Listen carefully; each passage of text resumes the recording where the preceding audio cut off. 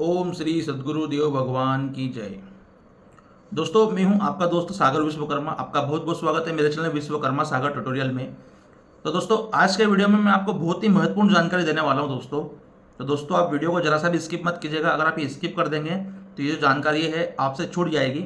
और दोस्तों, वीडियो में अगर आप नए तो प्लीज़ चैनल को सब्सक्राइब कर लीजिए ताकि ऐसी वीडियो का नोटिफिकेशन आपके पास सबसे पहले पहुँचे। तो दोस्तों, वीडियो में क्या खास होने वाला है आज आपके लिए, तो मैं आज आपको बता दूं कि वीडियो में जिस सिविल के कारण आप आज इस कर्जे के जंजाल में फंस गए हैं, यानी कि कहने का मतलब सिविल बचाने के चक्कर में आप इस कर्जे के जंजाल में फंस गए हैं। अब सिविल बचाने के चक्कर में कैसे? क्योंकि यही तो एक डर रहता है, तभी तो आप मल्टीपल लोनों के ट्रैप में फंसते हैं। तो ये जो सिविल बचाने वाला जो पूरा चक्र है ना, वही आपको बचाएगा। अब वो कैसे बचाएगा वो वीडियो में मैं आपको आगे बताऊंगा। तो पहले तो सिविल कैसे बचाते हैं आप लोग, मल्टीपल लोनों के ट्रैप में कैसे फंस जाते हैं, क्योंकि आपके ऊपर से ऐसा पूरा माहौल बना दिया गया हुआ है कि सिविल बहुत इम्पोर्टेंट है आपके लिए। और ये लोग आप भी जानते हैं, क्योंकि आज आप जिस चक्र में फंसे हैं, जिस ट्रैप में फंसे हैं, जंजाल में फंसे हैं, वो एक सिविल के कारण ही फंसे हैं। सिविल तो चलो ठीक है, आपका जनरेट हो गया, आपने कुछ भी चीज़ें फाइनेंस करी, आपका सिविल जनरेट हो गया, और उसी के बिहाफ पे बैंक आपको लोन देती है, क्रेडिट कार्ड देती है, या ऐप से आपको लोन ऑफर आते हैं सिविल के बेस पे। अब सिविल क्या होता है, यानी बैंक में आपके ट्रांजैक्शन अच्छे होंगे, समय पर आप लेन देन कर रहे हैं, तो आपका एक सिविल जनरेट होता है जो आपकी क्रेडिट हिस्ट्री को दर्शाता है। अब सिविल आपका अच्छा है तो बैंक भी आप पे ट्रस्ट करती है कि आप यार इनका सिविल अच्छा है, 750 के ऊपर है तो गुड है, तो इनको कोई सा भी लोन इनको दे दिया जाएगा। पर सबसे बड़ी प्रॉब्लम वाली बात क्या है कि जो भी सिक्योर लोन होता है वो आप पे बर्डन चेक करता है कि आपके ऊपर अनसिक्योर्ड लोन का बर्डन कितना है। लेकिन वो सिक्योर लोन तो चलो ठीक है, बहुत बढ़िया लोन है जो आप पे बर्डन चेक करके आपको लोन देता है। बट लेकिन क्या है कि ये जो अनसिक्योर्ड लोन है ये आपका बर्डन चेक करते हैं क्या? यहीं पर अनसिक्योर्ड वाले मार खा जाते हैं। क्योंकि देखो, मैंने भी होम लोन के चक्कर में फाइल लगाई थी, लेकिन मेरे ऊपर अनसिक्योर्ड का बर्डन जो था बहुत ज़्यादा था, तो मुझे होम लोन नहीं हो पाया। अगर वो होम लोन हो जाता तो मैं आपके सामने बैठा नहीं होता। अगर सिक्योर लोन वाले, होम लोन वाले अगर मेरे को लोन दे देते ना, तो मैं आपके सामने यहाँ ऐसा बैठा नहीं होता और आपको बताता नहीं होता, क्योंकि मेरा तो बढ़िया चल रहा था। पर जब इंसान को विपत्ति आती है ना, तभी नए नए मार्ग खोजता है बचने के लिए भी, कि इनसे किस तरीके से बचा जाए रिकवरी वालों से। और यानी कि ये मान के चलो, नए नए मार्ग खोजने का मतलब आप ऐसा गलत मीन्स मत निकालना कि यानी इनसे कैसे बचा जाए। परेशानी तो आई है, अब परेशानी से कैसे बचा जाए, कैसे परेशानी से निकला जाए, तो इसके रास्ते खोजता है। तो सिक्योर लोन वालों ने क्या किया कि मुझे लोन नहीं दिया। क्यों नहीं दिया? क्योंकि उनको मेरा अनसिक्योर्ड लोन बहुत सारा दिख रहा था।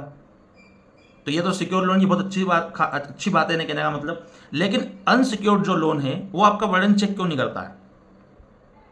क्योंकि अनसिक्योर्ड लोन जितना भी होता है, चाहे वो पर्सनल लोन हो, चाहे बिजनेस लोन हो, क्रेडिट कार्ड हो, या चाहे एनबीएफसी कंपनियां लोन देती है, वो पर्सनल लोन के रूप में होता है, अनसिक्योर्ड लोन होता है। तो उसमें क्या होता है कि रेट ऑफ इंटरेस्ट आपको बहुत हाई मिलता है।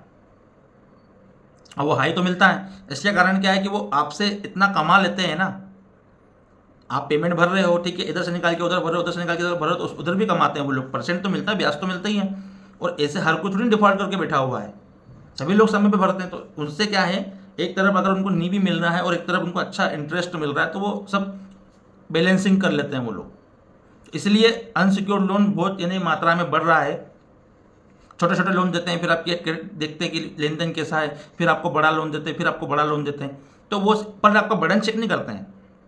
अगर ये बर्डन चेक करके लोन देने लग जाए ना, तो कभी अनसिक्योर्ड लोन डूबेगा ही नहीं, और कोई भी इंसान मल्टीपल लोनों के ट्रैप में नहीं फंसेगा। क्योंकि अगर किसी को पैसा जिस समय ज़रूरत है कहीं भरने के लिए, अगर वो उस समय उसको पैसा नहीं मिलेगा तो वहीं स्टॉप कर देगा, क्यों दूसरों से लेगा। जैसे आज मुझे 1 लाख रुपये भरना है, मेरे पास पैसा कुछ भी नहीं है, अब मुझे कोई लोन भी नहीं दे रहा है ना मुझे कोई पैसा दे रहा है, तो मैं उसको उसी वक्त बंद करूँगा ना। पर हाँ, अगर अनसिक्योर्ड लोन मुझे मिल रहा है, यानी कि आगे से ऑफर आ गया, सर ऑफर आ गया, तो मानसिकता क्या बोलेगी कि यार अपना सिविल बचा लो, इनसे लेकर के भर लो, हो सकता है अपना आने वाला समय अच्छा हो जाए। ये हर कोई सोचता है, ऐसा मैं नहीं, ऐसा हर कोई सोचता है कि आने वाला कल किसने देखा, हो सकता है कि अच्छा समय आ जाए मेरे पास, ऐसे मेरा काम, जिस काम के लिए मैंने पैसा लिया वो चलने लग जाए। भरोसा तो हर कोई करता है, विश्वास तो हर किसी को रहता है कि यार अपना आने वाला समय अच्छा होगा। अब होगा कि नहीं होगा वो तो ऊपर वाले के हाथ में है, उसके लिए आपको उनको जब करना पड़ेगा।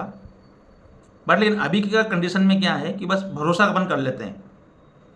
अब उस समय अपन ने भरोसा तो कर लिया, लेकिन अब क्या हो गया कि अनसिक्योर्ड लोन जो आपको यानी कि आपकी हिस्ट्री चेक करे बिना आपको दे देता है ना, तो अब जो क्रेडिट स्कोर जो मैंने आपको शुरू में बताया था कि जो इस क्रेडिट सिबिल के चक्कर में आप जो हैं आप इस ट्रैप में फंसे, अब वही आपको बचाएगा। बैंक वाले क्या करते हैं, कभी भी आपको रिकवरी कॉल करते हैं तो ऐसा नहीं कि वो सिर्फ आपको फ़ोन लगा देते हैं, आपकी पूरी क्रेडिट हिस्ट्री जब से आपने क्रेडिट में जन्म लिया है, यानी जब से आपका क्रेडिट स्कोर बनने लगा है, सिबिल बनने लगा है, तब से आपकी जो कुंडली है उनके पास में रहती है।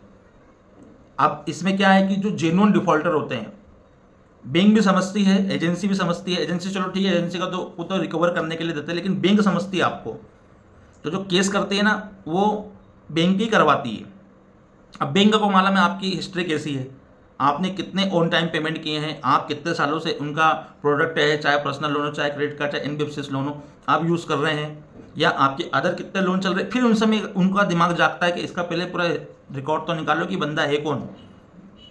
जब अगर उनको मिल पाया जाता है कि यार आप वाकई जेन्युइन इंसान हो, आप समय पर भरते थे, निकालते थे, भरते थे, निकालते थे, भरते थे, कि आपका ऐसा कोई वो कभी भी आपने फेल्ड नहीं किया, कभी भी आपने डिफ़ॉल्ट नहीं किया, चाहे आपका 5 साल 10 साल जितना भी हिस्ट्री हो, ऑन टाइम पेमेंट का रिकॉर्ड चेक करते हैं। उसके बाद में उनको जब लगता है कि यार बंदा जेन्युइन है, तो वो फिर केस नहीं करेंगे आपके ऊपर।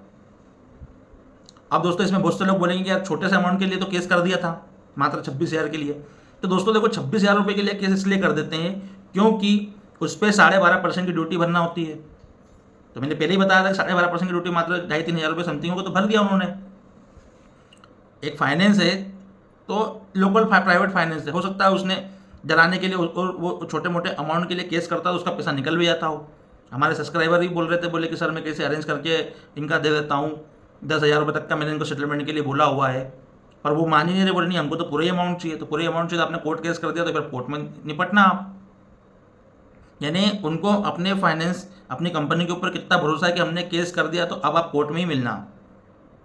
एक केस आया था हमारे पास में, हमने सर को समझाया था कि सर आप इस तरीके से मेल कीजिए, और उन्होंने अदर स्टेट में करवाया था तो उसके लिए भी मेल करवाने को बोला था, पर लेकिन वो समझ नहीं पा रहे, वो बोले नहीं आप कोर्ट में जवाब दीजिएगा।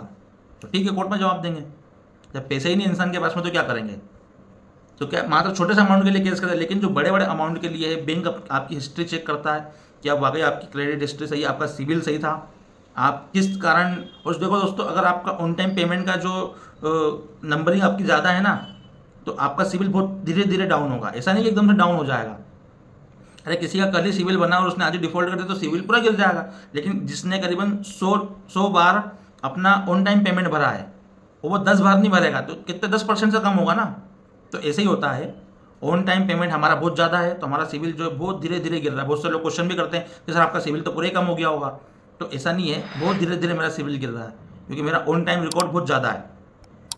तो दोस्तों जिस सिविल ने आपको फंसाया है जंजाल में, वही सिविल अब आपको बचाएगा, क्योंकि जैसे बोलते हैं ना कि हमने अच्छे कर्म करे हैं, तो क्या है कि आपको यानी कि बुरा साबित करने में बहुत समय लगेगा। तो दोस्तों बैंकों को भी मालूम है कि इनका हिस्ट्री कैसा है, ये इंसान कैसे हैं, समय से पहले पैसा भरते थे कि नहीं भरते थे, यानी कि सारी कुंडली आपकी रहती है, आप उसका बिल्कुल निश्चित रहे। बहुत से लोगों को डर रहता है कि सर हमारे पे केस हो जाएगा, इतने अमाउंट के लिए कर दिया बहुत। नहीं, आपको आप पे विश्वास होना चाहिए कि आप जेन्युइन डिफॉल्टर हो कि विलफुल डिफॉल्टर हो। विलफुल डिफॉल्टर वालों की तो वाट लगने वाली है, क्योंकि वो क्या है, सोच रहे कि हमने ले लिया, पहली बार ही ले लिया, पहली बार ही नहीं भरा। तो भैया आपका तो ऊपर वाला मालिक है कि आप पे केस होगा कि नहीं होगा, क्योंकि बैंकों के पास में सभी रिकॉर्ड रहता है, आप इसको अन्यथा ना लें। अगर परेशानी आई, और विलफुल डिफॉल्टर को तो परेशानी आनी है, गाइडलाइंस भी बन गई है आरबीआई की, तो दोस्तों थोड़ा सोच समझ के, जिसके मन में अगर ये भाव उठ रहे हैं ना कि हम भी लोन लेकर के ना भरें, तो वो भाव जो है ना उनको वापस बिठा दो, उनको उठाओ मत, तो बहुत परेशानी में आ जाओगे दोस्तों आप। तो दोस्तों वीडियो कैसा लगा, वीडियो पसंद है प्लीज़ चैनल को लाइक कमेंट से जरूर कीजिए। मेरे द्वारा दी गई जानकारी आपको पसंद है प्लीज़ चैनल को सब्सक्राइब कर लीजिए दोस्तों। पैसा है तो प्लेन का पूरा पैसा दे दो, नहीं तो स्वस्थ रहो मस्त रहो, रिकवरी वालों के लिए सख्त रहो। जय हिंद, जय भारत। और दोस्तों भगवान का नाम खूब जप करें ताकि आपको इस कर्ज के जंजाल से निकलें आप, और धीरे धीरे धीरे धीरे आपको आंतरिक शक्ति प्रदान हो, ताकि आप और भी कोई आपके जीवन में परेशानी हो जो आप चाहते हैं भगवान से, जो आपको लगता है कि यार ये काम जो है अब इंसानों के बस में नहीं, अब ऊपर वाले के हाथ में ही है, तो उसके लिए आपको जप करना पड़ेगा। ओम राम शिव 3 नाम में से कोई सा भी नाम आप जप कर सकते हो दोस्तों।